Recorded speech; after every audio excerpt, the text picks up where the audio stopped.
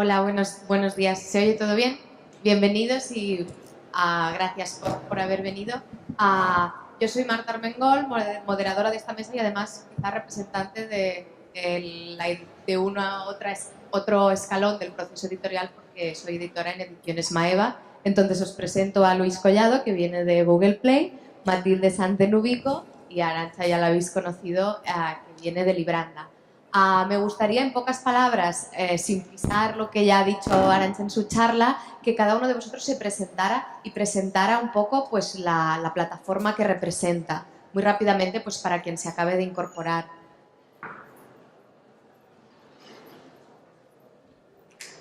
Por derecha, empiezo yo. Bueno, buenos días. Sí, yo represento a Google Play Books. Primero Google, luego Google Play y luego Google Play Books, que es la plataforma de venta de libros electrónicos en todo el mundo. Solo puedo presentarlo Google a base de cifras. Nosotros tenemos ahora mismo a la venta unos 800.000 títulos, estamos vendiendo en 44 países ahora mismo y siento contradecir a Arantxa, sí somos una plataforma abierta. Nuestros libros pueden ser comprados en cualquier dispositivo, en cualquier sistema y leídos no solo en nuestra propia plataforma, sino también en esa plataforma o en cualquier sistema que utiliza Adobe. Es decir, por lo tanto, nuestros libros son de compra y lectura en la nube, pero también de descarga a esos e-readers que todavía existen. Hola, buenos días. Mi nombre es Matilde Sanz. Me encargo de todas las tareas relativas al marketing y la comunicación de Nubico, que como ha comentado Arantxa y ha hecho introducción, es un nuevo sistema de lectura que hemos desarrollado en España. Es un proyecto que se ha creado de la mano de Telefónica España y de Círculo de Lectores, ambos con amplia experiencia en el mundo de, por supuesto, la tecnología y los servicios digitales y del mundo del libro, que esto es algo también muy importante como vamos a ir desarrollando en el tema. Y estamos aquí pues para contaros también pues cómo va evolucionando el negocio del libro electrónico o del ebook con nuevas formas y nuevas propuestas de consumo, aparte de que hablemos de modelos de negocio y de cómo se relacionan las editoriales con los servicios tecnológicos para hacer posible la llegada de un libro, de una historia que ellos comercializan al mundo digital. Estamos también pues para contaros cómo pensamos que podemos también aportar un valor añadido a esos lectores que lo que están buscando son las historias y no tener que hacer un gran curso o preparación previa para entender cómo funciona esto. Iremos abordándolo a lo largo de la sesión. Yo me vuelvo a presentar, trabajo en Libranda, dirijo Libranda, que es una distribuidora que trabaja con todas estas tiendas. Y voy a matizar una cosa que tiene razón Luis, cuando ha dicho lo de que Google vende también abierto con Adobe, ecosistema propio y Adobe. Es verdad, hay ecosistemas propios, hay Adobe y hay híbridos. Google es uno, Fnac es otro, Casa del Libro es otro. También puedes comprar los libros y descargarlos con Adobe, en el entorno ecosistema propio o Adobe. No solo lo digo por matizar porque tiene razón. Yo no entro en matizaciones individuales ahora mismo porque si no vamos a entrar en pormenores demasiado tecnológicos. Creo que en la conversación yo creo que también es importante que contemos un poco cuáles son las propuestas de valor y cómo lo intentamos hacer lo mejor y lo más fácil para los usuarios. Pero ya está bien que haya debate, que para eso somos una mesa redonda. Bueno, Arantxa ha planteado en su charla un panorama un poco negro del entorno del libro, no solo del electrónico, sino sobre todo del libro en papel. Estamos hablando de un descenso general de un 30% en el mercado del libro en los últimos años, que llega a ser mucho mayor en algunos casos específicos. Entonces, mi primera pregunta sería si el libro electrónico, por un lado, siguiendo la pregunta que te ha hecho Pipo antes, si el libro electrónico podría ser una posible vía de escape o solución a este descenso en el mercado, y en ese caso me gustaría incidir en esta pregunta de cuál es la política de digitalización. ¿Hay una idea de digitalizar solo la novedad en un principio porque resulta pues quizá la compra más inmediata o lo que el receptor, ¿no? El lector está buscando, o se pretende una digitalización exhaustiva de, pues como está ocurriendo por ejemplo con el mundo de la música? Porque podríamos hablar, me gustaría poner sobre la mesa iniciativas sin ánimo de lucro como el proyecto Gutenberg, que se dedica a digitalizar obras libres de derecho y lo que eso representa pues, para las plataformas distribuidoras de contenido del libro electrónico. ¿Quién recoge la pelota? Bueno, nosotros como canales de venta o de puesta a disposición al público de una experiencia de lectura somos receptores de aquello que las editoriales ponen a disposición del mercado. Y en esto, bueno, pues puedo hablar un poco por la experiencia previa que he tenido también en áreas digitales de las editoriales, el planteamiento es bastante más amplio que solo a lo mejor un criterio de novedad. Al final todas las editoriales tienen el objetivo de que su catálogo esté digitalizado, pero la digitalización es un coste y es un coste importante que también en muchos casos tiene que estar sostenido por la capacidad de hacer ese coste rentable realmente. Entonces cada editorial también pues, tiene su propia estrategia en cuanto a cómo quiere entrar en el entorno digital y cuál es el catálogo o la selección de catálogo que quiere desarrollar más fuerte. Y cuando hablamos de digitalización y de rentabilidad de esa inversión, pues cada uno, pues claro, tiene una potencia diferente, una estrategia diferente, igual que hay editoriales que, como comentaba Arantxa, pues han decidido y han apostado también por crear sellos netamente digitales. Esto significa que ese libro no tiene necesariamente que aparecer en un formato físico en librería, porque creen que satisface además pues, lo que el público está buscando, ¿no? Y también, pues como comentaba, han surgido muchísimas iniciativas que no son editoriales, sino que son nativos digitales, ¿no? Como se ha utilizado en la nomenclatura, que han apostado por el concepto de autopublicación, y es que porque un autor necesita pasar por una editorial para que después le pongan en una librería, para que después le pongan en un formato físico. Bueno, pues cada uno está intentando ver cómo encaja en esa cadena de valor que pintaba Arantxa, y hay muchos actores en esa cadena de valor pues que en el entorno digital pues se están reinventando, ¿no? Y creo que eso, dentro de que el panorama en un contexto de crisis como el que estamos en España, y por supuesto para las editoriales pues es evidente que también les afecta, creo que también hay oportunidades para que cada uno también pueda ver cómo afronta en el mundo digital sus estrategias y sus posibilidades de crecimiento. Yo vuelvo al primer punto que has dicho, y es si es una válvula de escape el libro digital para el papel. Lo siento, me niego a entrar en el juego de la comparación, de la guerra entre el papel y lo digital. Nadie, y por lo menos cada vez menos, se está planteando como un equilibrio inestable la caída del papel, y si digital está suponiendo una compensación a esta caída del papel. Digital lo único que ofrece son más posibilidades para que más lectores lean libros, ¿no? Pero eso no significa que la gente tenga que dejar de leer en papel para leer en digital. Más oferta y que la gente decida qué comprar y en qué formato comprarlo. No mezclemos, estoy muy cansado ya de mezclar ambos dos formatos. En el papel, los autores y los editores deciden qué crear y qué editar y qué poner a la venta, y en digital exactamente igual.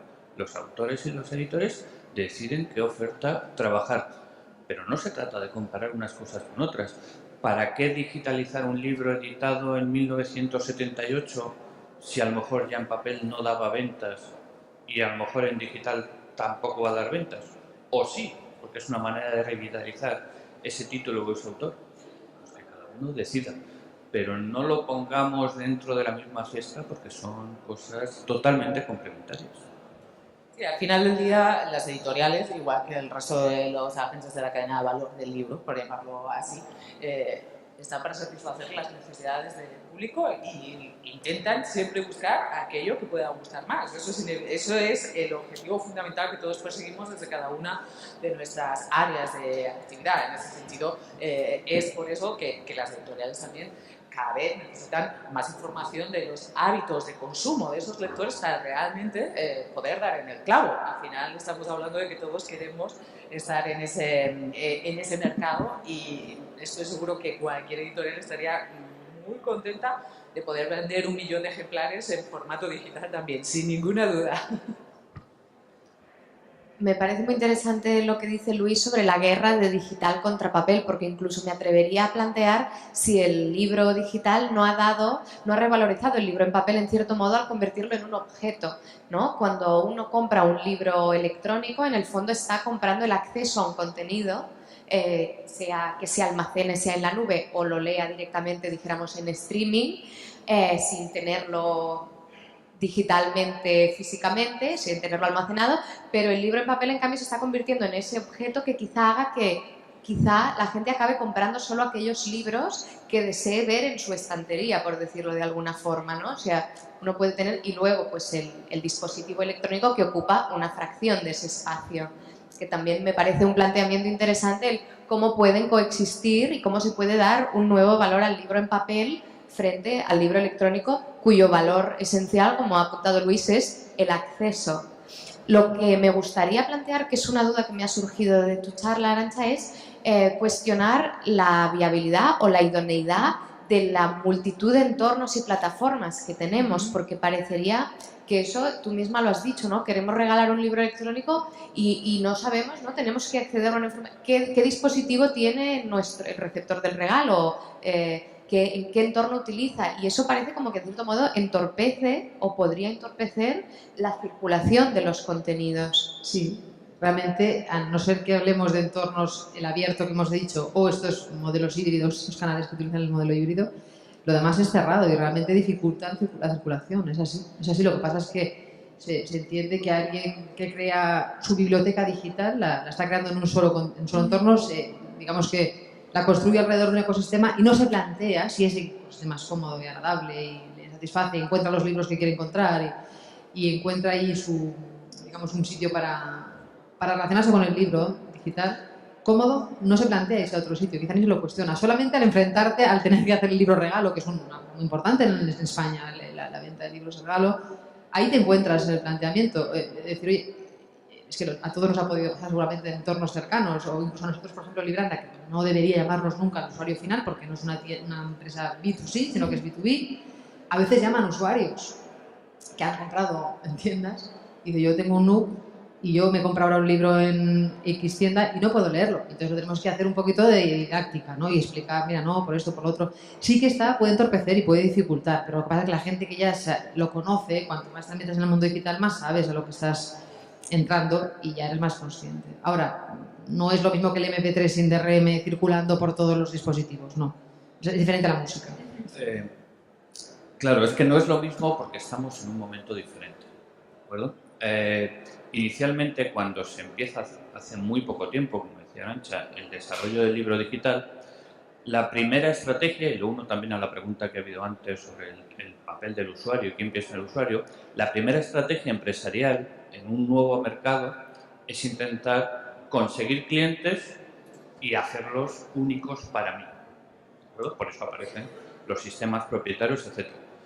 No sé la edad media de la gente, pero a mí me pasó lo mismo cuando empieza el vídeo doméstico y empezaron los formatos VHS, el Betamax, el Vídeo 2000, etc. Eran formatos que no eran compatibles entre sí. Tú tenías que entrar en un formato y ya estabas ahí enganchado. Iba a decir para siempre, no, porque ahora esos formatos ya no existen y ahora ya pues tenemos Video on Demand, que podemos ver en cualquier aparato, incluso en cualquier pantalla, etc. El libro electrónico está todavía en esa primera fase. La primera fase de que cada estrategia, cada oferta que se lanza, intenta conseguir usuarios y que sean absolutamente no ya fieles, que sean casi esclavos de mi sistema, de mis formatos. Se ha demostrado en otras industrias que es una estrategia totalmente errónea y lo vamos a ver en los próximos años también en el libro electrónico. Los sistemas se irán abriendo, los sistemas se irán haciendo mucho más universales. Igual que pasará, como ha pasado en todas las industrias, que muchas de esas ofertas que Arantxa enseñaba, pues acabarán desapareciendo porque no se podrán adecuar o a la velocidad del mercado o a la nueva dinámica de este mercado. Nuestra posición parte de una explicación más sencilla, que generalmente estas cosas de la interoperabilidad entre sistemas fundamentalmente se entienden muy bien cuando ves el entorno del multidispositivo. nosotros somos un modelo que apostamos por el modelo de suscripción y apostamos porque a las personas le quitemos toda esa capa de interoperabilidad de dispositivos y demás. Y que por la cuota que paga mensualmente pueda acceder a su biblioteca digital en los dispositivos que tengan. El problema fundamental que ha sucedido es que la medida en la que para dispositivos de tinta electrónica, esos que verdaderamente te permiten tener una experiencia de lectura mucho más próxima al formato de libro, pues han surgido fabricantes que han creado sistemas propietarios en los que en los dispositivos de tinta electrónica no hay posibilidad de que un tercero intervenga. Y ahí es donde hay un área de trabajo importante para poder crear esa interoperabilidad, y ahí es donde surgió Adobe diciendo, bueno, pues oye, pues con un fichero que te descargue, que le ponga un código, a ver si así, pues con el resto de fabricantes puede funcionar. Hoy estamos en una situación en la que la lectura sucede en readers, sucede en tablets y sucede en smartphones. En los tablets y en los smartphones, los usuarios de esos tablets y smartphones saben que hay dos fronteras, una es iOS y otra es Android. En la medida en la que estos sistemas que llamamos cerrados tengan puertas de acceso en Android y en iOS, el usuario puede elegir igualmente, puede tener 3, 4 aplicaciones de lectura. La cuestión fundamental es que el usuario sepa realmente que las experiencias de lectura que estamos intentando desarrollar le están intentando facilitar ese proceso. Es verdad que la parte de e-readers es más complejo porque tienes que trabajar fabricante a fabricante para que realmente haga compatible tu sistema con su dispositivo, pero en tablets y smartphones es verdad que bueno, pues ahí mismamente el sistema operativo Android tiene unas ventajas para los usuarios frente a lo mejor otros más cerrados con otras ventajas para los usuarios, pero eso es un camino que los que estamos intentando desarrollar experiencias de lectura tenemos que trabajar en ese contexto, pero también los usuarios saben que si tienes un dispositivo que permite hacer determinadas cosas. Nosotros recibimos llamadas también de usuarios que tienen un e-reader. Nosotros hemos hecho el esfuerzo por integrar nuestro servicio en un e-reader, que es una marca líder en España, pero el resto no depende exclusivamente del punto de venta, por así decirlo.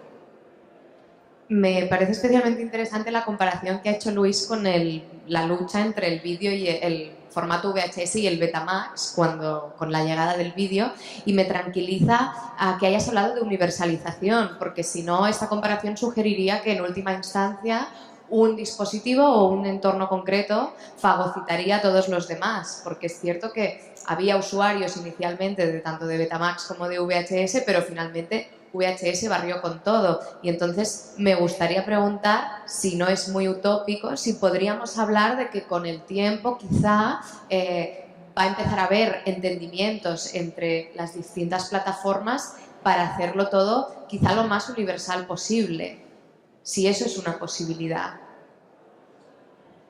Pues mira, al fin y al cabo es estrategia empresarial. Seguramente los que tienen una posición más dominante no les interesan ser universales.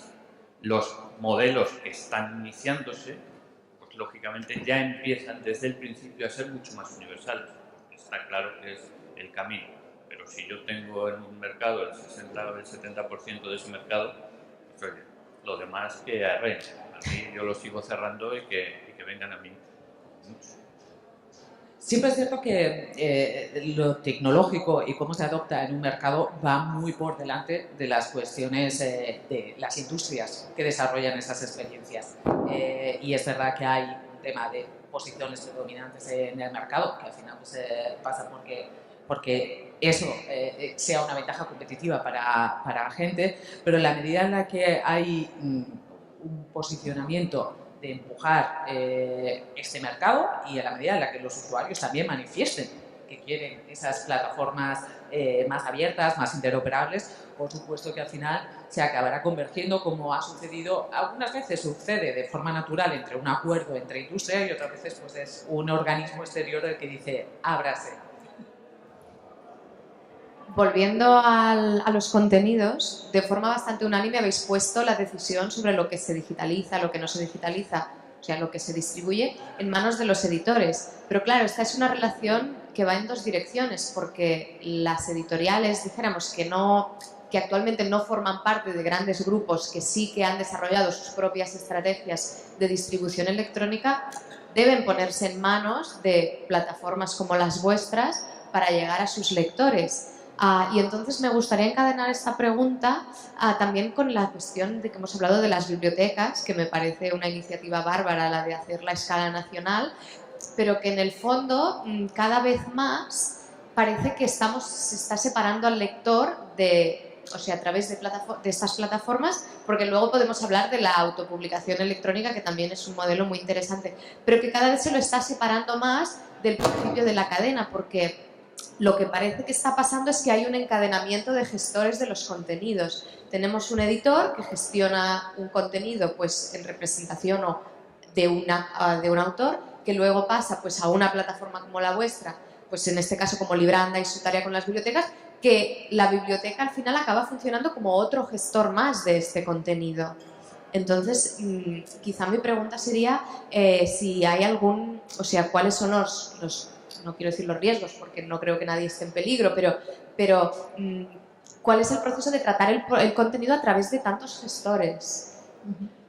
Bueno, yo pienso, más que tantos gestores, hay muchas opciones. O sea, la cadena de valor que hemos puesto antes, la puedes seguir entera, te la puedes saltar a un paso.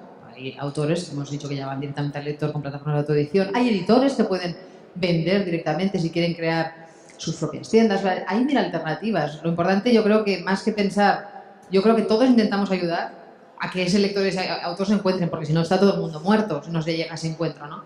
Entonces, yo no creo que tengamos que verlo como amenazas, sino son caminos, y cada uno escoge un camino, y una editorial no tiene por qué escoger un solo camino, puede escoger varios caminos.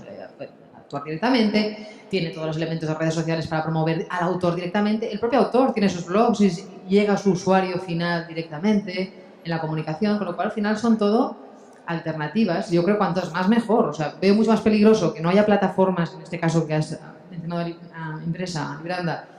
Veo más peligroso eso porque eso lo que tiende es a querer que pequeños editores que, por ejemplo, no trabajan con distribuidoras, cuando hablas con ellos te dicen no, porque mis libros están en una tienda X. ¿Es suficiente eso? Es más peligroso a lo mejor que solo estén en una tienda X que estén en 150 tiendas. Más peligroso para el editor en el futuro y para el autor, ¿no? Solo tiene una ventana de exposición. Con lo cual, creo que cada uno de los que estamos aquí sentados intentamos abrir ventanas, obviamente, y todas son buenas, y cuantas más sitios estés, mejor. Lo que creo que es un desafío enorme, y es lo que veo más difícil, es cómo destacar en medio de lo que decía Luis, impresiona, ¿no? 800 mil libros, ¿no? 800.000 libros. Dices, pero ¿y tu libro dónde estará? Cuando tú entras en la web, ¿en qué clic? Ya sé que puedes buscar por título, pero como no lo tengas claro, la búsqueda es la clave. O sea, ¿cómo encuentras ese libro? ¿Cómo encuentras que ese libro que tú estás esperando, esa historia que tú quieres leer y que sabes que te va a llegar, porque al final buscamos historias que nos lleguen, está en el clic 50 y no entrarás allí? Te quedarás en la home, te quedarás en los más vendidos, te quedarás en 4 libros y te pierdes todos los otros 750.000 libros a los que no llegas a acceder, ¿no? Entonces, esa para mí es la clave, que las tiendas desarrollen motores de búsqueda sofisticados y que los editores alimenten los metadatos, famosos metadatos, mucho mejor para poder hacer visible el libro, porque si no, siempre se encontrarán los mismos libros, no se encontrarán otros que están ahí esperando que alguien los encuentre, ¿no? Para mí esa es la clave. Por tanto, cuantos más sitios esté tu libro, mejor. En cuantos más canales, mejor. De hecho, estamos en un momento de experimentación. Es que nadie se está haciendo millonario con los ebooks, ni mucho menos. Ni autores, ni editores, ni plataformas, nadie. Estamos en un momento de experimentación. Incluso los usuarios, los lectores están en ese momento de experimentación. En momentos de experimentación, pues lo que hay que hacer es experimentar y probar muchas cosas, con un cierto nivel de seguridad, y probar muchas cosas, porque es que el propio mercado pues irá marcando el camino de futuro.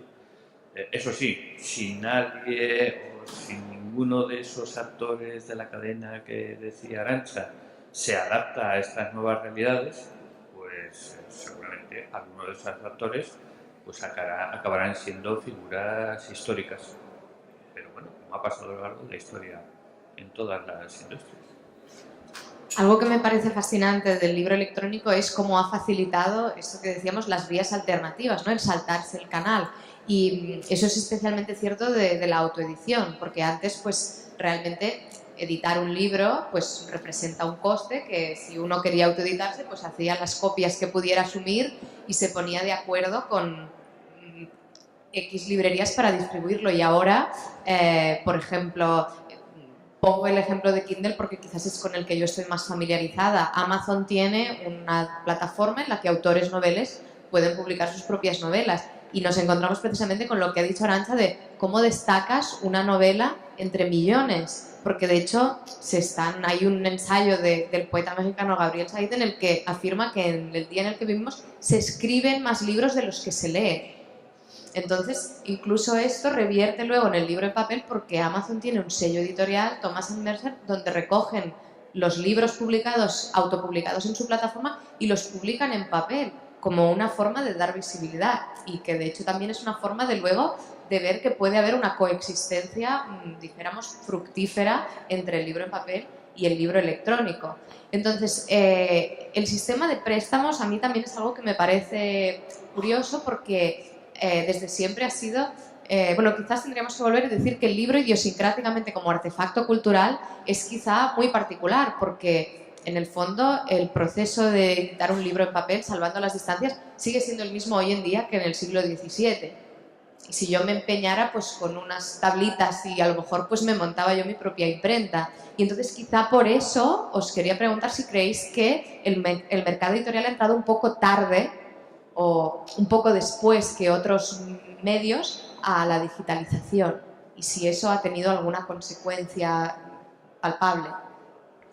Bueno, como comentaba Arantxa en su introducción, ha hecho un panorama bastante claro y gráfico de cómo ha ido evolucionando en cada mercado y eso también es un reflejo de la evolución tecnológica de cada mercado. No es casualidad que esto suceda en Estados Unidos con una velocidad y que en Europa otra. Y no solo hay un factor puramente tecnológico, de adopción de tecnología, es también un factor cultural y también legal, en el sentido de que en Europa pues, también hay otras reglas de mercado, hay otras formas de comercialización del libro.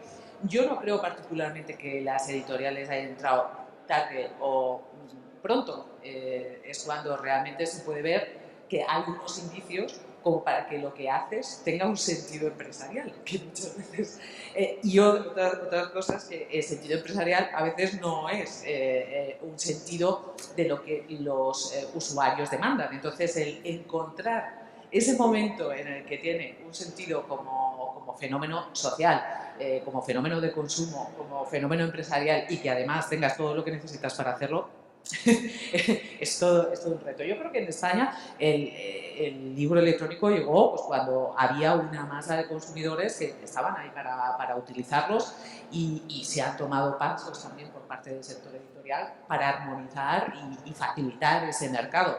Las cifras pues, no siempre acompañan en un entorno de mercado como el de España y con las particularidades de hábitos de consumo, pero creo que no es solo una cuestión de las editoriales, también los canales de venta se tenían que poner en marcha. No había canales realmente estandarizados de venta y estamos hablando de un único modelo, que es el modelo de venta unitaria, desde que tú eliges ese libro, me lo compro y ya está, ¿no? Y ahora, bueno, nosotros estamos desarrollando un modelo basado en el modelo de suscripción que también pensamos que tiene otras ventajas diferenciales para el usuario y las editoriales se están adaptando también a ese modelo. Yo no veo tanto que solo sea a causa de un único factor en la cadena, sino que hay realidades de mercado que a veces lo hacen más complejo. Estoy de acuerdo con Matilde que realmente creo que de hecho en España, si lo comparamos por ejemplo con Estados Unidos, en Estados Unidos quizá el inicio de todo viene arrastrado por algunas grandes tiendas.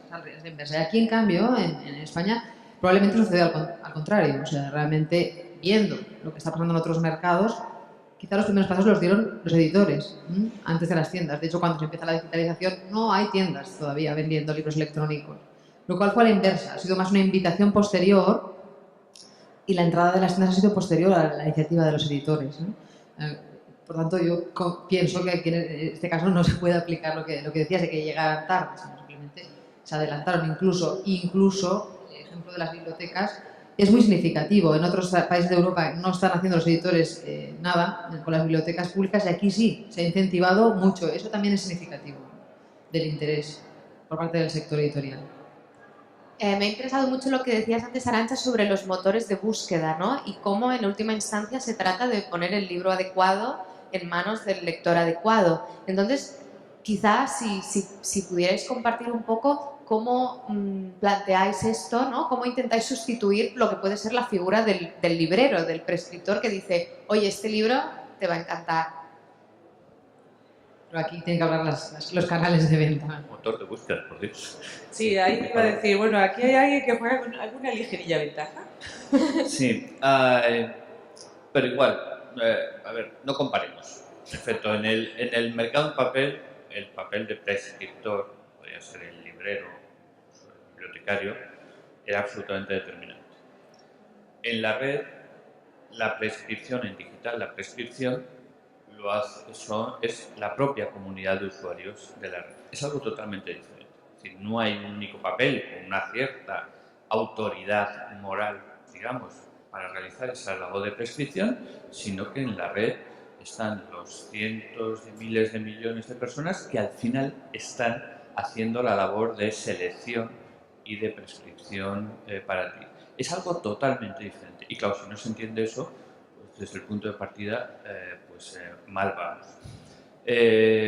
Claro, lo que ocurre es que esa comunidad de usuarios no tiene una autoridad moral más que el volumen, si acaso pues la afinidad vía mis círculos sociales, a través de las redes, etcétera, etcétera. Pero es un mundo totalmente diferente. De ahí que el fenómeno, por ejemplo, de autopublicación que tú comentabas, no solo es un fenómeno que está empezando a tener un cierto éxito gracias a las posibilidades de autopublicación que existen, gracias a la reducción de costes de publicar en digital, sino también gracias a la fuerza de la comunidad como prescriptor de los libros. Los grandes autores que se autopublican, que están obteniendo muy buenas cifras de ventas, no es porque sus libros, seguramente sí, son muy buenos, sino es que tienen una comunidad social en Internet detrás que está empujando esas obras. Entonces es algo totalmente diferente al mundo tradicional al que estábamos acostumbrados. Bueno, el tema de la prescripción, la recomendación y cómo funciona esa frontera entre cuando vas a comprar un libro a una librería física o a una digital, ambas informan las decisiones de compra. Y sí que, bueno, pues hay estudios un poco de ese poder de la prescripción y la recomendación de Internet como medio en general, que informan muchas decisiones de compra en los puntos de venta físicos, pero también sucede al revés. Los top 100 de ventas en venta unitaria del libro digital sí que, quitando algunas excepciones, replican bastante bien lo que a la gente está comprando en la librería física, y ahí también son las editoriales las que hacen un esfuerzo también de promoción en el formato físico y en el digital.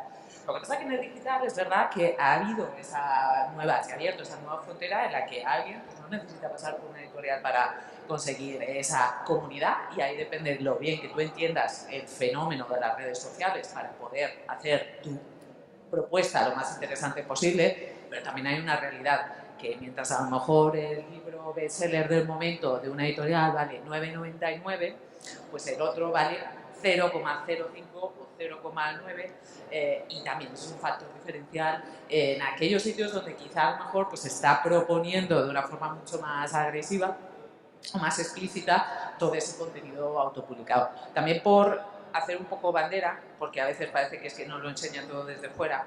En España ya hay muchos canales de venta unitaria, y aquí estoy haciendo promoción de canales de venta unitaria que no son los míos. Nubico también vende de venta unitaria y también informa lo que además vemos que es interesante y pedimos que esté en suscripción, pero ya hay canales de venta en España que mueven una gran cantidad de volumen y son actores muy importantes en el mercado digital que llevan haciendo esto hace tiempo. Lo que pasa que, bueno, siempre lo de España es como menos llamativo.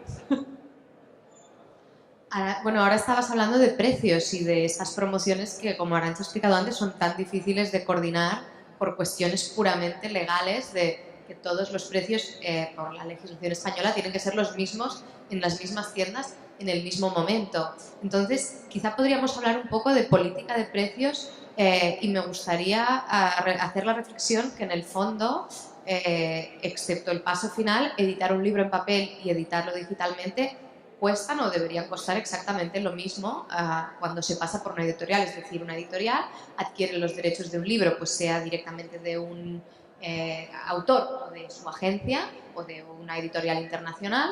Luego, pues esto se paga una traducción, si conviene, una corrección, una maquetación y una distribución. Entonces, claro, la diferencia de precios sería la relativa a este último paso, que es la impresión en papel y la distribución física, pero luego me ha parecido muy interesante el apunte de que el libro electrónico está grabado con un 21% de IVA. Entonces, me gustaría, esto es curiosidad mía, ¿qué es lo que, cómo se convence a quien se tenga que convencer de que, en el fondo, qué sentido tiene grabar el libro en papel con un IVA súper reducido y el electrónico con un IVA de artículo de lujo? Porque ya no estamos hablando solo de, quizá tiene más sentido grabar el lector, pero el libro en sí. ¿Cómo se convence? No, si lo supieran, ya estaríamos. Ojalá, realmente es un tema. Todo el mundo acepta en Europa, eso es general en Europa. Se acepta, y está así legalmente determinado, que el libro digital es un libro. El libro no hay duda ninguna. Lo que pasa que, como estamos comercializándolo a través de un servicio, no entregando un pendrive con un libro físicamente, ni un CD, que obviamente sería absurdo, pues se computa como un servicio y por eso tiene el 21%. O sea, curiosamente, la ley del libro reconoce el libro digital como libro, pero al ser entregado mediante una descarga o un acceso a la nube, es un servicio. Y como está así definido cuál es el impuesto para el servicio, por eso es un 21%. Es un tema semántico. Seguramente la tecnología va por delante de las leyes y de los parlamentos y de todo, que van más lentos. Y ahí está el problema, porque realmente, ¿cómo se convence? Habrá que verlo. O sea, realmente te aseguro que mucha gente tiene mucho interés en que eso cambie, pero no ha sido posible y todavía en ningún país de Europa. Francia hizo algunos intentos, pero todavía no es una decisión. Aquí en España todavía no podemos tener esa suerte. Latinoamérica tiene más suerte, porque Latinoamérica tributa impuesto cero. No hay IVA para el libro, menos en Chile, que sí que hay, 19%. Pero en el resto de países no hay, es una suerte, ¿no?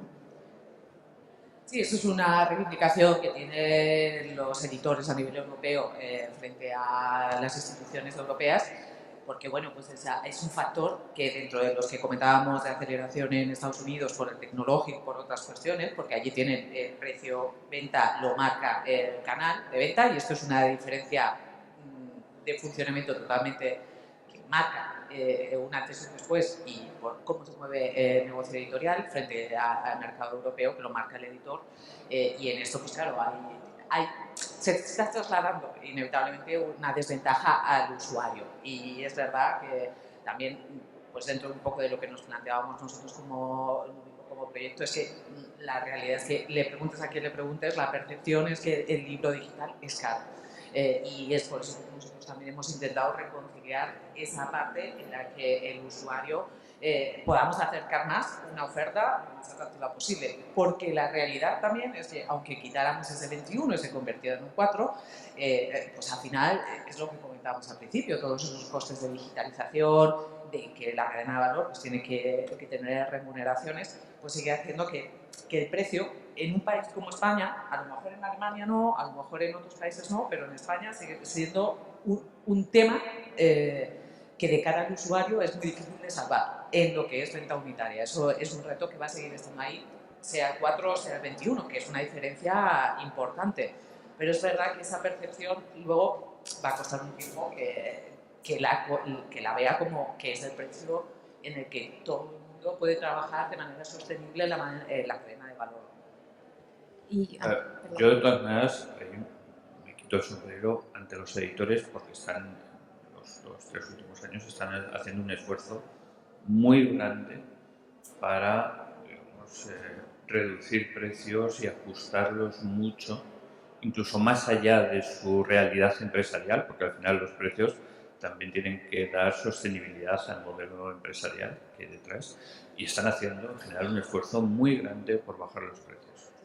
Sobre todo también porque están entendiendo que también el mercado, y volvemos a lo mismo, independientemente del IVA, independientemente de la ley de precio fijo, el mercado es totalmente diferente. Y el mercado del libro digital, ya no solo la competencia a la que te enfrentas es los otros libros digitales, es que tienes cualquier contenido audiovisual, cualquier contenido de música, cualquier aplicación, cualquier juego, lo tienes al lado y en muchos casos a precios irrisorios o gratuitos. Y esa es la real competencia en el mundo digital, no los otros libros que tienen otros editores que pueden costar 2 o 3 euros más. Es que la competencia es por el tiempo de ocio que dedica la gente a adquirir contenido cultural o contenido para pasar el tiempo libre.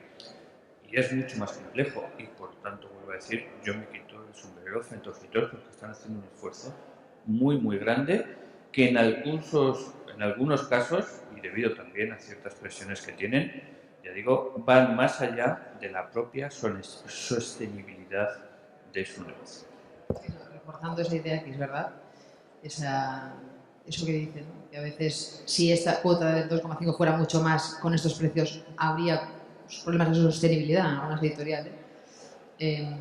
Porque se están haciendo esfuerzos. Ese esfuerzo, quería ratificarlo simplemente diciendo que lo que decía del 30-60, esa franja de disminución del digital respecto al papel, teniendo en cuenta ya ese diferencial del 21 y el 4, eso ha sucedido en los últimos 3 años y, por ejemplo, viendo el otro día los números de las cifras medias de precio medio cuando empezó Libranda, de todos los editores, estadísticas que hacemos y que se pueden compartir, tampoco es especialmente confidencial esta información. O sea, estábamos valorando, al principio, cuando empezó Libranda, teníamos unos precios medios de todos los editores de 9 y pico y ahora estamos hablando de menos del 7, de 6,5. O sea, en 3 años ha caído 3 euros el promedio de libros vendidos, el precio de los libros vendidos. 3 euros es mucho para lo que estamos diciendo que realmente las estructuras de las editoriales, el esfuerzo que hay detrás, ¿no? Con lo cual, realmente, verdad, lo que está diciendo Luis, está haciendo un esfuerzo enorme. Y en ese sentido, ¿creéis que la política de precio fijo que tenemos en España y en otros países de la Unión Europea es beneficiosa para el entorno digital? Porque, por ejemplo, en un entorno legal donde el precio lo pone el canal de venta, como es Estados Unidos, pues en los últimos años ya llevamos varias cadenas nacionales de librerías que han tenido que cerrar por esta política y por la competencia que supone Amazon en Estados Unidos. Yo creo que Luis, ahí que tiene la experiencia de sus compañeros de Allende los Mares y los de aquí, de hacer una comparativa cierta. Yo por la noche me despierto y me abro un debate en mi cabeza sobre si es conveniente o no la ley de precio fijo. Yo creo que ley de precio fijo tiene aspectos muy negativos. Por ejemplo, no fomenta la mejora de la eficiencia empresarial. Tengo el precio fijo en todos los sitios, por lo tanto tengo mi estructura de costes-ingresos muy clarita y ya está. Mercados libres fomentan la competencia, fomentan la eficiencia de gestión por parte de todo el mundo. Entonces, eliminar ley de precio fijo tiene sus ventajas. Sin embargo, también tiene sus inconvenientes. Por ejemplo, es algo que está pasando, que pasa en Estados Unidos. Puede haber distribuidoras, puede haber tiendas que, digamos, aprovechan la libertad de precios para imponer su músculo financiero y echar a la competencia fuera del mercado. En Estados Unidos es una realidad completa. Por lo tanto, también mercados libres totalmente pueden hacer que vengan grandes actores, o grandes sobre todo corporaciones fundamentalmente financieras, que se aprovechen de esa libertad de mercado para llegar a situaciones casi de dominio absoluto. Por lo tanto, también es algo, por ejemplo, en nuestro país, que eso no ocurre. Hay una ley de precio fijo, en todos los sitios se tiene que vender al mismo precio, pues cada una de las empresas, de las tiendas, de las plataformas, pues ya se romperá la cabeza para intentar, no vía precios, sino vía otras cosas, adquirir cuota de mercado. Y eso también, por lo tanto, fomenta la innovación, el desarrollo empresarial e incluso la eficiencia. y todavía no he conseguido dormir una noche tranquila cuando me sale ese tema de Pero precio fijo, sí o no. también estando en un mercado de precio fijo hay otras fórmulas de alternativas y modelos de comercialización. En un entorno en el que el precio fijo lo marca el editor, también existen proyectos como Círculo de Lectores que en el libro físico han sabido comercializar los libros de otra forma, con otros precios y con otro esquema de valor que las editoriales desde hace 50 años siguen valorando y siguen comercializando con mucho éxito. Y en el entorno digital pues también se pueden desarrollar, como estamos desarrollando nosotros, modelos de suscripción en los que el planteamiento de puesta y llegada al usuario es otro, y también para las editoriales. Las leyes en sí marcan unas reglas comunes del juego. Luego también es como cada país y como cada empresa puede desarrollarlo. Nosotros en este caso es claro que apostamos por un modelo de suscripción porque también permite más flexibilidad de consumo y variedad y un consumo limitado de aquello que ofrecemos. Hay fórmulas, lo que pasa que también pues, siempre vemos un poco esos grandes titulares, ¿no? O las fórmulas mayoritarias de consumo, que es la venta unitaria, pero también cada vez más los usuarios se dan cuenta que está sucediendo en otros modelos de consumo digitales, como la música, también sucede en otros como los juegos. La forma de llegar al usuario y encontrar el camino de relación con ellos, porque hablamos de canales de venta, nosotros lo que queremos es establecer una relación y una experiencia conjunta con el usuario. Después nos pagarán un poco más, nos pagarán 3 meses, nos pagarán 1. En Google Play irán a comprar un libro o 100 en función de la relación que podamos establecer con ellos. También me parece interesante lo que hemos hablado antes de cómo, por ejemplo, en el caso concreto de la autoedición, muchas veces el éxito de un autor, que luego puede aplicarse al éxito de un título concreto en cualquiera de vuestros canales, a menudo pues viene dado por un apoyo popular pues desde las redes sociales en este caso. Entonces, eso me pregunto si sugiere que las plataformas de libro electrónico van a buscar una cierta, bueno, requieren de una cierta masa crítica, ¿no? Y entonces, ¿estamos hablando de un mercado en el que lo que se busca es un volumen? ¿O creéis que hay también espacio para buscar segmentos concretos dentro del mercado? ¿No? ¿Estamos hablando de superficie o de profundidad? Yo pienso que ambas convivirán también. Hay plataformas, entiendo, que buscan el volumen, obviamente. Por ejemplo, la suscripción que hablábamos se va a pasar mucho en volumen. Por la forma de retribuir a autores, o hay mucho volumen o es más difícil. Pero luego en la tienda, a lo mejor venta unitaria, pues a lo mejor encuentras el nicho, la temática, igual que en las librerías físicas hay pues de novela negra, hay libros de novela negra, hay librerías románticas, hay de todo. Pues igual hay webs que van creando buscando sus propias comunidades, ¿no? Eso va a ocurrir, ya está ocurriendo con algunas tiendas de esas 150 que mencionábamos. Algunas son nichos, pequeñitos nichos, y tienen su público y van sobreviviendo ahí. Pero vamos, en general lo digital aspira al volumen. Las grandes plataformas aspiran al volumen. En la suscripción, además, más. Es mi opinión. Bueno, el modelo de suscripción también es suficientemente novedoso y no siempre es 100% extrapolable de un contenido digital a otro, como de la música o al cine.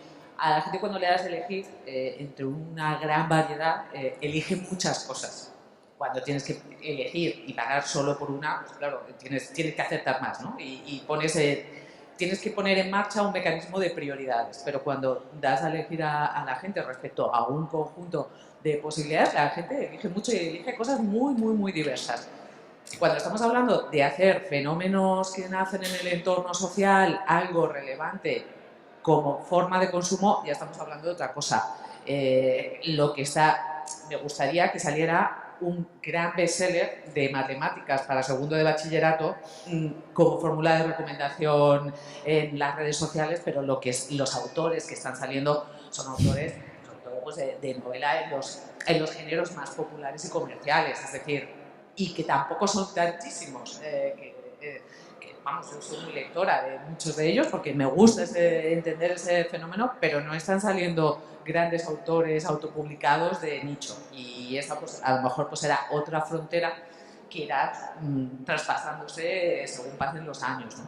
porque hay gente que sabe mucho de muchas cosas, pero los que están llegando a ser más reconocidos como fenómeno editorial son pues, de los géneros más populares. Sí. Sí, pero desde luego si yo escribo un libro de la recolección de orquídeas en Jaén, voy a tener muchas más posibilidades de distribuir mi obra a ese interesado que está en el sur de Australia en la recolección de las orquídeas en Jaén a través de digital que en papel. Eso, sin duda. ¿Vale? Yo creo que con lo que dice la plataforma hay un elemento que va a hacer, que ya está haciendo, porque estamos viendo ya algunos casos en nuestro país de plataformas que están en situaciones críticas, incluso cerrando, hay un elemento que va a hacer cambiar muy rápidamente ese panorama que estábamos viendo antes, que es el coste de la tecnología. El coste de adaptarse a la velocidad a la cual va la tecnología, ¿no? No hay más que verlo. Hace 5 años Android, que ha salido aquí, prácticamente no existía.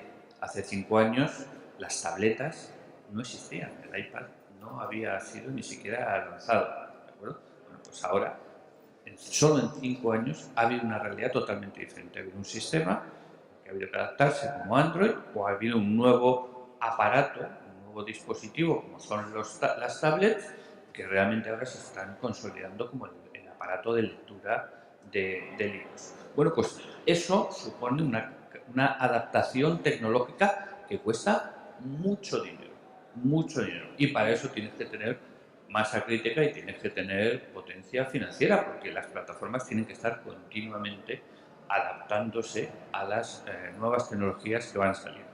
Pero es que además el papel de las plataformas tiene algo más. Hago la comparación con el papel. Me dolerá. Pero cuando se edita un libro en papel, el producto es el mismo en todos los sitios. Lo único que puede hacer un librero es ponerlo aquí, ponerlo allí, ponerlo en el escaparate o debajo de la mesa. Sin embargo, el papel de las plataformas de venta en digital es mucho más proactivo. Una plataforma puede, además de al contenido que genera un autor, que edita un editor, incluso al contenido enriquecido que ese editor puede incorporar, la plataforma puede añadir servicios adicionales a ese libro electrónico, a ese producto, que está comenzando a diferenciar unas plataformas de otras. Es decir, ¿qué se puede hacer con un libro electrónico o qué servicios adicionales asociados a ese libro cada plataforma incorpora? Y eso también cuesta mucho dinero, pero eso va a ser uno de los grandes, si no el gran elemento de diferenciación de cada una de las plataformas de venta en los años que vienen. Va a costar mucho dinero y no todo el mundo lo tiene. ¿Querías añadir algo? Yo quería hacer una pregunta a Matilde en particular, porque el caso de Nubico me parece muy llamativo. El sistema de suscripción de libros respecto a suscripción a otros contenidos culturales como pueden ser la música o los audiovisuales, porque mientras uno puede escuchar música mientras hace muchas cosas, sugiere cuántos libros puede leer un usuario de Nubico al mes, ¿no? O sea, es algo que me llama mucho la atención porque quizá, no sé si se dirige a un tipo de usuario muy lector o no. Sí, los modelos de suscripción en un entorno tan específico como el libro, pues estamos abriendo todo tipo de posibilidades, pero vamos claramente a lectores que ya son digitales. Intentar explicar a alguien que no tiene ninguna aproximación a un formato digital, si además le explicas no sé qué de una suscripción, es más complejo. Y para nosotros fundamentalmente nuestro público está en lectores que ya son digitales y que en España hay muchísimos y que no están en Google, no están en otras muchas tiendas y que además pues, tienen un patrón de consumo que o lee mucho o B, tiene muchos intereses. Aquí, en la medida en la que todos vamos evolucionando de tiempo, algo que nos une a todos los que estamos aquí es que cada vez tenemos menos tiempo.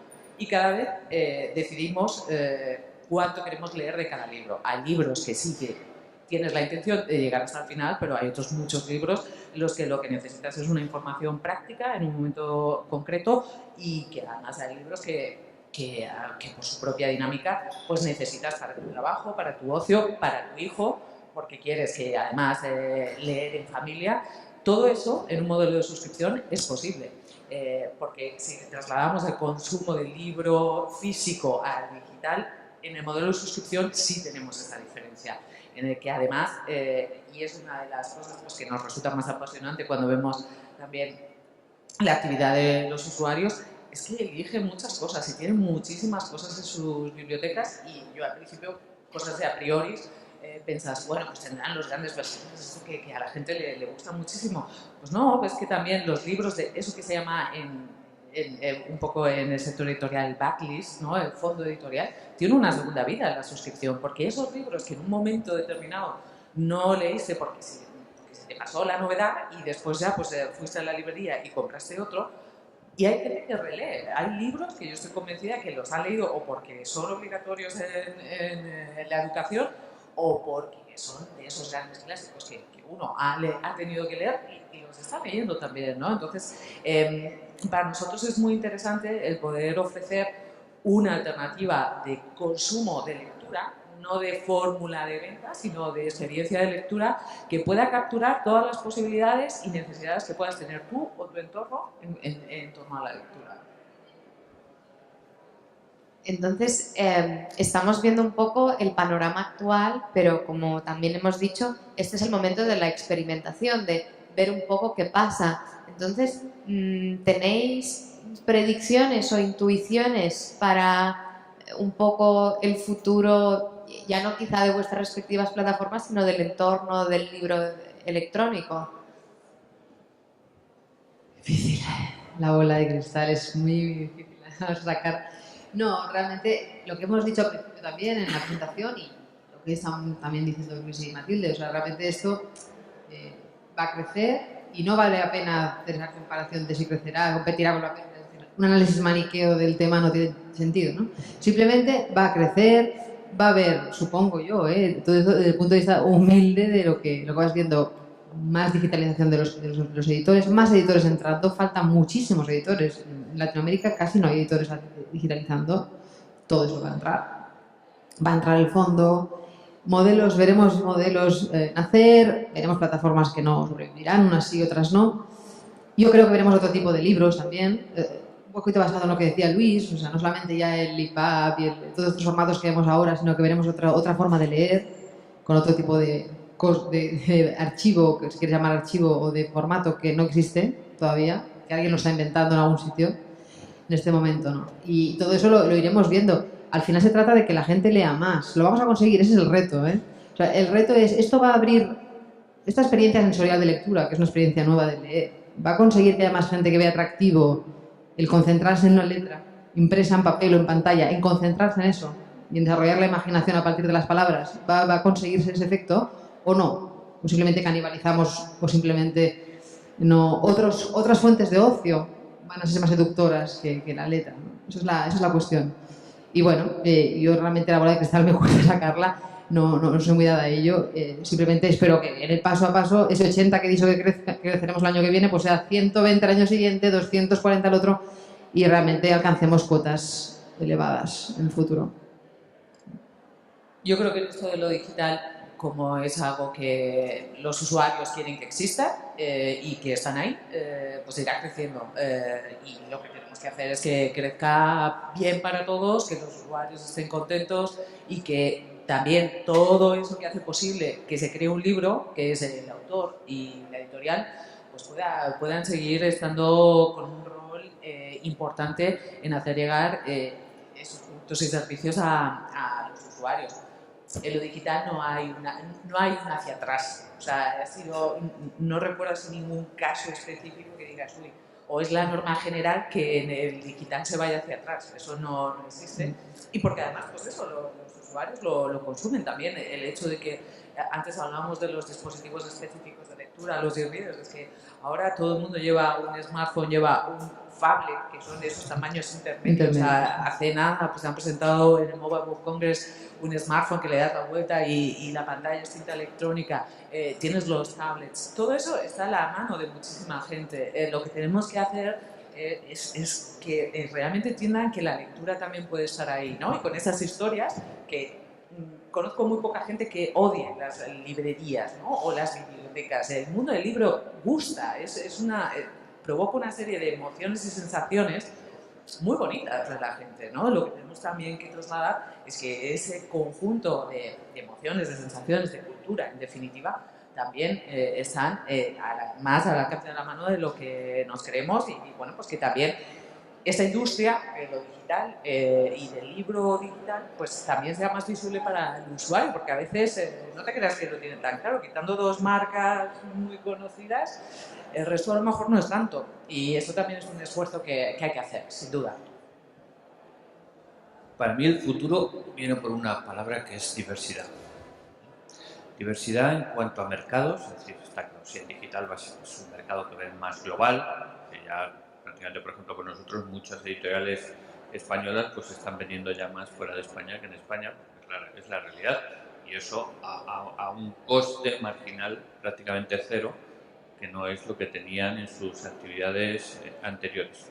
Pero también van a aparecer, como estabais comentando antes, mercados mucho más pequeños, mucho más de nicho, porque es que ya lo digo, yo ahora tengo la oportunidad ya de escribir mi libro de recolección de orquídeas en Jaén y llegar a los 10 interesados que están en cualquier parte del mundo. Por lo tanto, esa diversidad de mercados va a existir. Ahora ya existe. De hecho, hay editores en Finlandia, en un pueblecito de Finlandia, que están editando libros digitales en 20 idiomas diferentes y los están distribuyendo en todo el mundo sin mayor problema. Y lo están haciendo desde un garaje en una cabaña en Finlandia. ¿No? Es decir, esa es la realidad. Si los editores no nos adaptamos, no se adaptan a esa realidad, pues mal iremos. Y desde el lado de los contenidos también creo que la palabra es diversidad. Porque van a ocurrir, que ocurre, quien quiere leer un libro texto corrido, como hemos leído siempre, los vamos a tener. Pero cada vez más los diferentes formatos digitales van a ir convergiendo. ¿No? Ya se empieza a hablar de contenidos enriquecidos o de que va a haber un producto de consumo cultural que lo que antes llamábamos libro, lo que antes llamábamos película, lo que antes llamábamos audio, pues va a estar menos claro porque va a estar todo en uno. Y por ejemplo, en el ámbito educativo eso está yendo a una velocidad muy amplia y va a empezar a haber una oferta muy interesante en ese sentido. A propósito de la diversidad, y me gustaría preguntaros, Arantxa, has dicho que aún hay muchos actores, especialmente del sector editorial, que están ausentes del entorno digital. Entonces, mi pregunta sería, ¿por qué esta reticencia? ¿Hay un miedo a ver desprotegidos sus contenidos? ¿Qué necesitan estos editores para entrar? No me refiero tanto a editores de España, Sí. porque eso es prácticamente está todos, ahí no hay excepción. Hay algún pequeñito editor que todavía no, pero me refiero más a la experiencia que estamos viendo en Latinoamérica en este momento, ¿no? No es reticencia, es simplemente un poco lo que decíamos de qué empieza primero. Como han empezado a despegar tiendas locales, cadenas de librerías locales y pequeñas librerías independientes, pero sin hacer todavía demasiado ruido en el mercado, eso ha hecho que muchos editores locales todavía no se hayan animado a dar el paso. Ahora que en sobre todo Colombia, Chile, Argentina, México, están aterrizando grandes actores y las tiendas locales están proponiendo propuestas más atractivas, de tecnologías más atractivas, de tiendas más sofisticadas, digamos, digitales, yo creo que ahora es cuando los editores están despertando, porque ahora es cuando vas allí y vas viendo la digitalización, que hace 1 año o 2 años no había nada. Eran páramo, digamos, ¿no? Ahora empieza esto a animarse y es un tema de lo que decía Matilde, tiene que ser racional empresarialmente, empezar una digitalización, tienes que ver el mercado se va creando y el mercado lo crean entre todos, o sea, también las tiendas tienen que animar y están animando allí y por eso todo el mundo está ahora empezando, pero no es un tema, el temor no tiene sentido y menos cuando ya es un 20% en el vecino del norte y ya es lo que es en Europa, o sea, ya realmente el temor no tiene sentido, o sea, estar asustado ahora a estas alturas es un poco, probablemente, no sé, no es racional, ¿no? A propósito de una cosa que ha dicho Matilde antes, que es que cada vez se tiene menos tiempo para leer, publicó hace poco el New York Times un artículo sobre nuevas estrategias, como decía Luis antes, de añadir valor o al libro electrónico. Entonces me llamó mucho la atención una empresa de Nueva York llamada Site, que se dedica a ofrecer a sus usuarios títulos de no ficción, títulos de ensayo, pero en lugar de... es un sistema de suscripción que lo que ofrece son las llamadas flashcards, tarjetas que contienen versiones muy condensadas de la información de un capítulo concreto. ¿Creéis que esa sería una vía, el hecho de ajustarse o adaptarse a esta falta de tiempo o esta dispersión del lector cada vez mayor? El hecho de ofrecer esta información, el lector la consume y si le interesa profundizar, tiene a su disposición pues el texto completo. Sí, proyectos de estas características ya existían, fundamentalmente también dedicados al área educativa. En España se reconvirtió en algo como para hacer chuletas, pero en otros sitios, por ejemplo, se llaman Spark Notes, ¿no? Que lo que te permitía pues, era tener un resumen autorizado sobre temas muy concretos, ¿no? Yo creo que esto es un ámbito en el que son las editoriales, una vez más, las que tienen un gran protagonismo, porque son ellas las que, como creadoras de contenido, de captación de tendencias, de lo que los usuarios pueden encontrar útiles, es un área tremenda de experimentación, porque es verdad que en la medida en la que, claro, cuando ves esos grandes bestsellers que ocupan esto y que cuesta mucho llevar en el bolso, tienes que ser muy fan, ¿no? de ese tipo de género, de ese autor y demás, pero para otras muchas lecturas que son las que haces en el día a día, es que compite con lo que tienes que informarte en Internet, con lo que tienes que hacer en Internet, porque los que nos dedicamos a esto de lo digital estamos todo el día en Internet, es que compite con otras muchas formas ya no solo de ocio, sino de lectura. Entonces yo creo que eso también será algo que también las editoriales han empezado a experimentar con el tema de algo que era de otros tiempos, ¿no? Lo de editar por capítulos, por entregas, hacer formas cortas de literatura. Hay editoriales que están generando este tipo de sellos y en la medida en la que los usuarios vean que quieren leer y lo que quieren leer es algo más corto, en un modelo de suscripción como nuestro, la verdad es que lo bueno es que pueden parar en el momento que quieran de uno y saltar a otro, pero sí que creo que en la medida en la que... Pero también son los autores los que tienen que ver también un poco pues estas fórmulas de innovación, ¿no? Sí. De alguna forma. No, y es curioso eso que dice Matilde, que ya ocurre, de hecho, por ejemplo, el mundo Asia, que no hemos puesto aquí, no hemos pintado Asia, pero Asia, obviamente, siendo lo que es en el mundo, pues va a tener mucho peso en el futuro también, obviamente, y ya tiene. En Asia, justamente en China, concretamente, te hablan un poco de que hay empresas de autores que oficialmente no escribían grandes novelas, pero hay salas llenas de gente escribiendo relatos breves para el teléfono. O sea, ahí las operadoras de móviles de China son importantes en el tema del libro digital, concretamente Japón, China. Y hay gente escribiendo relatos breves para enviar cada día, o pequeños fascículos, y son salas de gente escribiendo, solo orientado a lo digital, por ejemplo, ¿no? O sea, que realmente habrá fórmulas de explotar el contenido de imaginación. Al final todo pasa por la imaginación del autor, o sea, tiene que haber gente dispuesta a imaginar y a explicarlo en letras, ¿eh? Eso es muy importante, no nos olvidemos del autor, que alguien tiene que crear esas historias, ¿no? Y bueno, y están saliendo nuevas formas de autores, nuevas formas de... O sea, que eso existirá, esa imaginación Sí. va a existir. También cuando hablamos de un formato de lectura, ya está pasando en Internet, ¿no? Que una de las grandes o siguientes áreas de desarrollo, ¿no? En cuanto a la información en Internet es aquellos datos que puedan ser lo más visuales posibles, ¿no? Y algo que antes no existía, que decías, uy, qué infografía más bonita, y veías una cada mucho tiempo, porque costaba mucho también, ¿no? Sintetizar y hacerlo visual. Pues ahora el tema de las infografías es la forma en la que todo el mundo muestra de forma más gráfica cualquier tema, absolutamente, ¿no? Y eso cada vez pues está ganando mucha más fuerza, la visualización de contenidos, de data, bueno, pues estas tendencias que llaman Big Data y cosas así. Al final de lo que se trata es de poder modelar la información para hacerla más digestible, porque es que al final la cuestión es que hay información para la que no tenemos tiempo, pero es que hay otra información que es mucho más compleja de procesar, pues en los hábitos de lectura y en lo que se vaya generando para una lectura de entretenimiento. Me imagino pues que también pasará porque se hagan cosas más visuales y más interactivas, ¿no? Lo que habla Luis de formatos transmedia, ¿no? En los que dices, bueno, es que probablemente hay un área de creatividad que todavía, bueno, pues ahora es más incipiente, pero seguro que eso tiene un curso de desarrollo sin duda.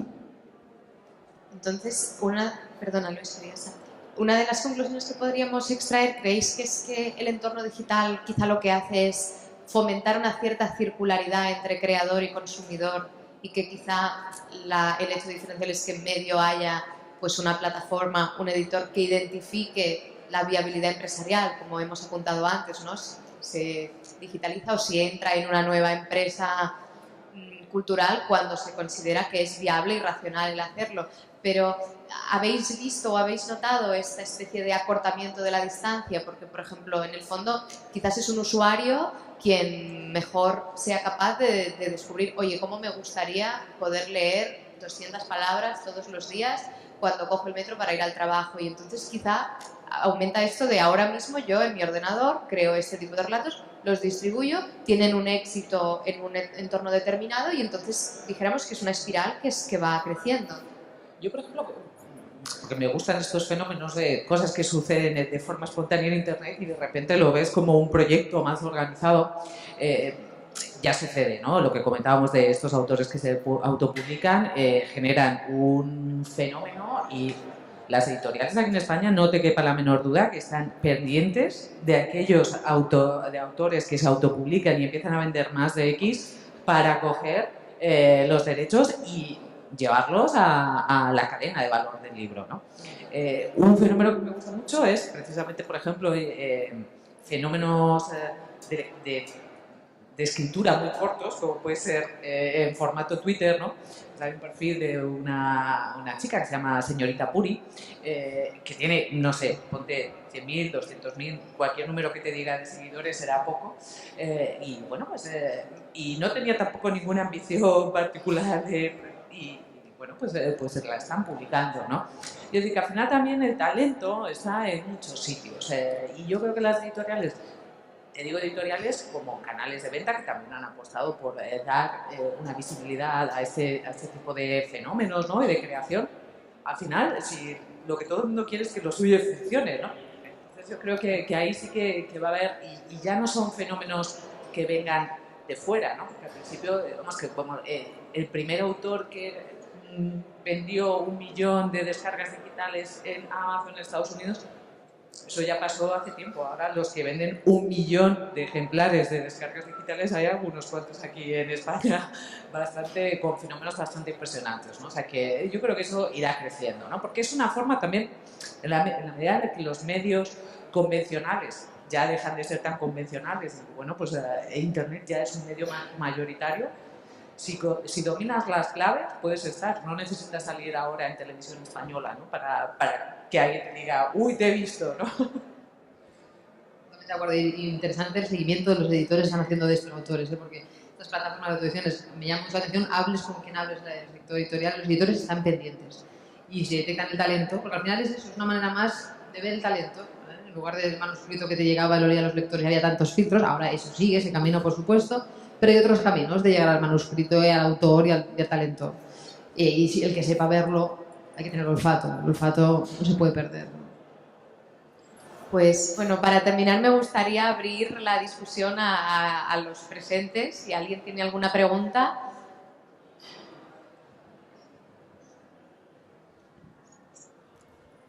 Os vamos a robar un micro para que podamos distribuirlo entre vosotros. ¿Alguno de los presentes tiene alguna pregunta para nuestros invitados? ¿Alguna pregunta por allá? Voy a acercarme yo mismo. Mira.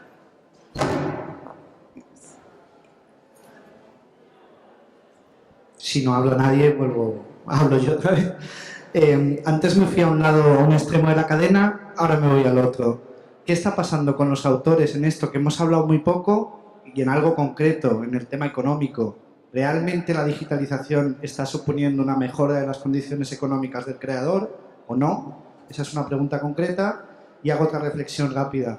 Se ha apuntado un poco el tema de las nuevas formas de licenciar el contenido, los libros, y Arantxa antes nos explicaba que ya no se vende el objeto, no se vende la propiedad, sino la licencia de uso, y eso tiene que ver mucho con cómo se están gestionando los derechos de autor y la propiedad intelectual en Internet.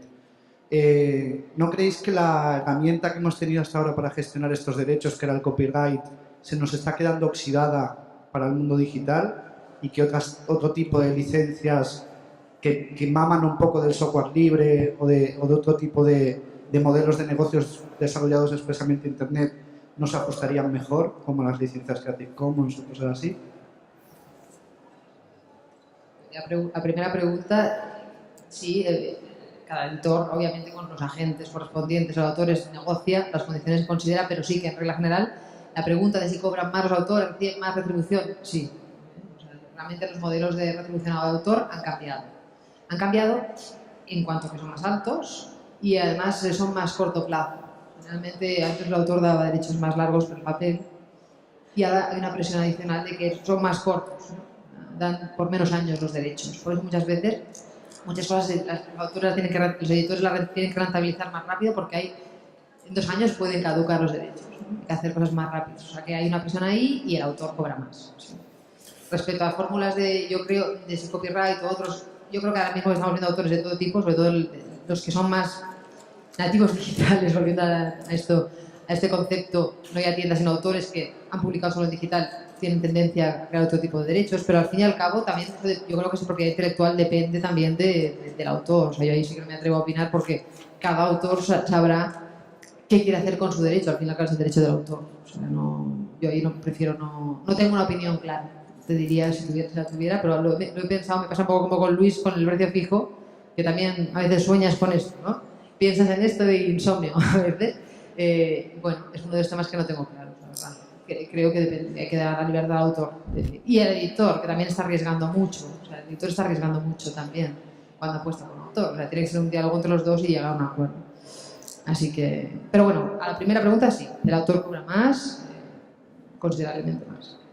Arantxa, Matilde, dejadme también introducir a otra gente que también está preguntando mucho. En este caso, lo habéis visto todos mientras conversan nuestros invitados. Aquí al lado tenéis todas las preguntas y comentarios que hay a través de Twitter. Twitter está funcionando muchísimo hoy, hablando de estas jornadas. Hay incluso gente que nos ha dicho, y deberíamos también hablar para ellos, que el streaming es fantástico porque lo están viendo muy bien y lo están siguiendo muy bien. Y hemos recibido algunas preguntas y os voy a trasladar alguna de ellas, porque también me parece interesante poder contestarles a ellos que quizá no nos pueden atender presencialmente. Por ejemplo, Siro Llueca nos dice, se podrán, y esto tiene mucho que ver con Arantxa y sobre todo con la primera intervención que nos hacías en esa ponencia, dice, ¿se pondrán de acuerdo alguna vez los proveedores para ofrecer al usuario un formato universal, interoperable en ebooks? Y acaba riéndose. ¿Va a ser eso imposible? Esa es la pregunta esa es la pregunta que decimos. A ver, ya no es el formato. Porque el formato, podemos llegar a reconocer que el formato IPAB se ha puesto como un estándar entre todo. El problema no es el formato, aunque hay algún formato propietario, hay alguna tienda que tiene un formato que ese IPAB lo convierte a otra cosa. Pero pongamos que la mayoría utilizan IPAB, que es la verdad. El problema no es el formato, el problema es que luego es el DRM que incorporas al formato. O sea, si por formato entendemos formato de archivo más DRM, yo sigo pensando que sería muy bonita la apertura, de la que habla Luis, y la universalidad, pero ahora mismo no lo veo factible, porque creo que lo que estamos diciendo antes, estamos en un estadio en que la gente ha hecho grandes inversiones, me refiero a las tiendas, han hecho grandes inversiones y quieren que el cliente esté en su ecosistema, en general, entonces lo veo complicado. Perfecto, pues respondido queda. ¿Alguna otra pregunta aquí mismo? Vamos a ver. Se acerca ahora mismo María. Tengo un par de preguntas más que os trasladaré en cuanto acabemos con esta. Hola, buenos días. Quería saber vuestra opinión sobre la eterna discusión de estos últimos años, DRM sí, DRM no. ¿Quién se atreve? Empiezo yo. A mí eso no me quita el sueño. No me quita el sueño. ¿DRM sí o DRM no? Pues si es que si dices que sí, pues es como abrir la puerta con un picaporte. Que no es nada. Para mí es mucho más importante, al fin y al cabo, por ejemplo, esa universalidad, porque el DRM no es más que una etiqueta que pongas para tener tranquilidad de espíritu, ¿no? Pero no sirve para otra cosa. Para mí es mucho más importante la universalidad, porque no hemos hablado de otro tema que está también aquí al lado, está alrededor de todo esto, que sí, realmente el concepto que perjudica a toda esta industria, que es la piratería. En el momento que seamos más universales, que ofrezcamos realmente cosas que sean atractivas a la gente, que la gente pueda acceder a ellas fácilmente y a precios razonables, pues eso será mucho mejor y sobre todo lucharemos contra ese gran ogro que es la piratería. Etiquetitas o chinchetas que queramos poner por ahí, es lo de menos. En modelos como el de suscripción, que se basa no en la posesión física de un fichero, que entonces ahí es donde empezamos con el EPUB, el Kindle, el móvil, el KF8, que ya parecen armas de destrucción pasiva, como se ponen los nombres. Para nosotros el modelo fundamental de suscripción es que el usuario accede sin más, no necesita descargarse ningún fichero ni trasladarlo físicamente de un ordenador a un dispositivo, en la medida en la que es posible.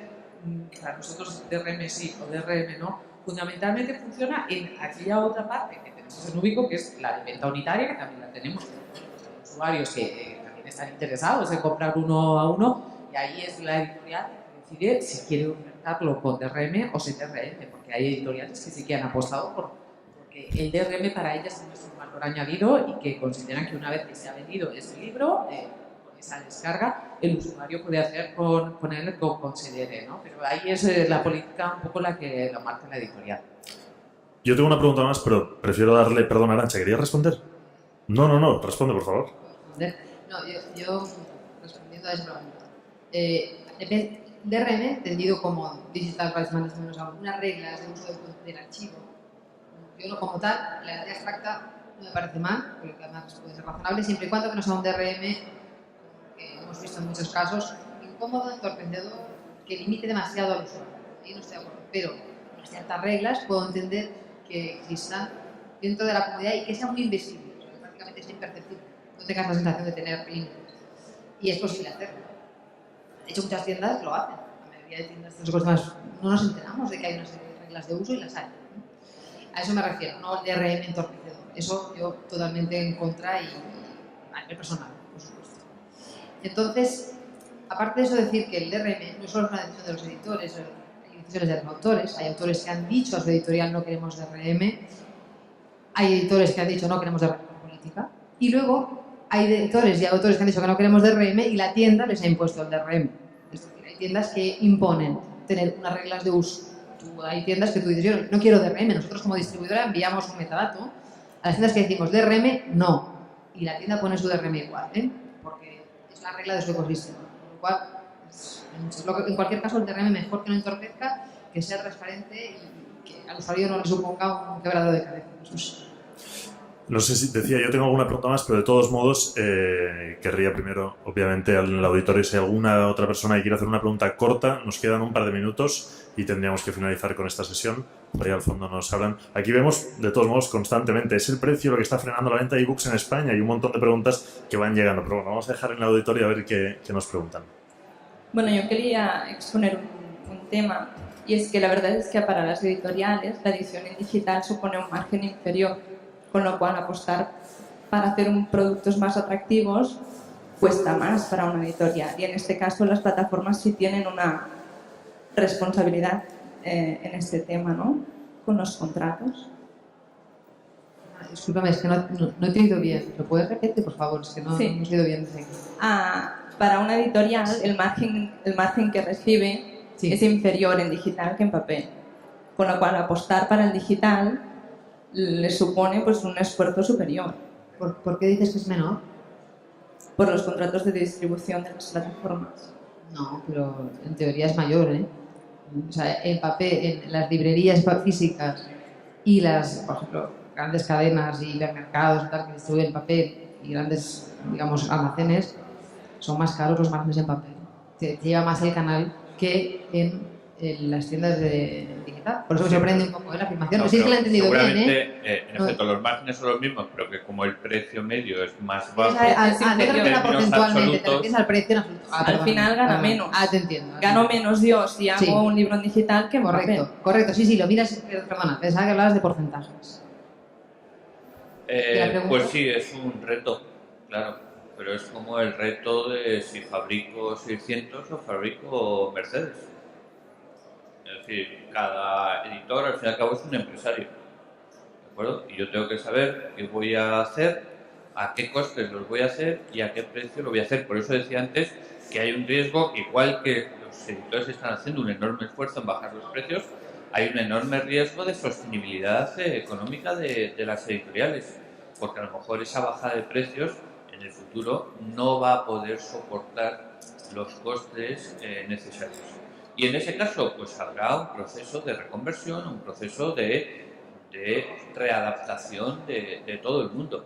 Pero eso es uno de los retos. Si los precios están bajando de la manera que están bajando y encima hay que hacer más cosas, mayores inversiones a mayores costes, pues joder, vamos a tener... Es un reto. De hecho, hay editores que cuando ves los precios son muy baratos, aparentemente, respecto al papel, simplemente han hecho un análisis a lo mejor de mercado. Eso que decía Matilde, de que hay una percepción, hay una intuición respecto a lo que el usuario quiere en el precio de un libro digital y se acomodan a esa necesidad que viene en el mercado sin tener en cuenta un buen análisis de costes empresarial, ¿no? Es decir, realmente yo voy a poder sostener esto. No lo hacen en esta fase porque estamos hablando de un 2,5. No es relevante, todavía eso no supone una crisis de la empresa, digamos. Pero es verdad que al final, en cambio, ves editores que sí que ya han incorporado, pocos, pero ya han incorporado ese análisis de, oye, aunque yo no puedo imputar todo lo mismo que el papel porque no hay logística, no hay almacén físico, digamos, no hay el camión trayéndome la mercancía de abajo, pero hay que imputar una cierta estructura porque habrá gente que hará falta para hacer marketing, para hacer promoción, para los derechos de autor, la negociación, todo eso seguirá existiendo. Si tú te olvidas de esa estructura, no la quieres poner, la cargas toda al papel, cuando esto no sea un 2,5, sino que sea más, pues tendrá consecuencias. Por eso hay editores que sí que lo tienen en cuenta y quizás sus libros son más caros, un poco más caros, pero también hay un análisis detrás racional de costes. Bueno, ¿y qué es lo sabio? No se sabe, ¿no? A lo mejor lo sabio en esta fase es armar en precios y tener en cuenta esos costes. A la larga, esto es una empresa, ¿eh? Las editoriales son empresas, si quieren subsistir, tienen que racionalizar los recursos. Pero de todas maneras, seamos optimistas, ¿eh? Yo hablaba antes y lo ponía, y es una realidad, ¿eh? No es una invención. Esa editorial chiquitita en un pueblo de Finlandia que está editando en digital libros en muchos idiomas al mismo tiempo y los pone a la venta en todo el mundo, sin grandes estructuras, ¿de acuerdo? Libros de calidad y que están haciendo otro tipo de desarrollo. Y están teniendo éxito porque están vendiendo en todo el mundo y gracias a ese volumen son muy rentables. Claro, si partimos de los modelos empresariales tradicionales, pues a lo mejor es donde tenemos el problema. Pero si nos rompemos la cabeza y empezamos a pensar fuera del tiesto, hay posibilidades de nuevos desarrollos editoriales y además rentables. Luis Collado, Google Books, Google Play Books, Arantxa Larrauri de Libranda, Matilde Sanz en Ubico y efectivamente Marta Armengol. Muchísimas gracias, se nos acaba el tiempo, ya nos han puesto el no quietum para irnos presionando, para que fuéramos acabando porque la gente le vamos a dejar un ratito para ir a comer. Os agradecemos muchísimo vuestra visita en el Digital 4C, ha sido interesante y además hemos visto como alguno de vosotros incluso sacaba la bola de cristal para intentar predecir el futuro, cosa que a veces también está muy bien.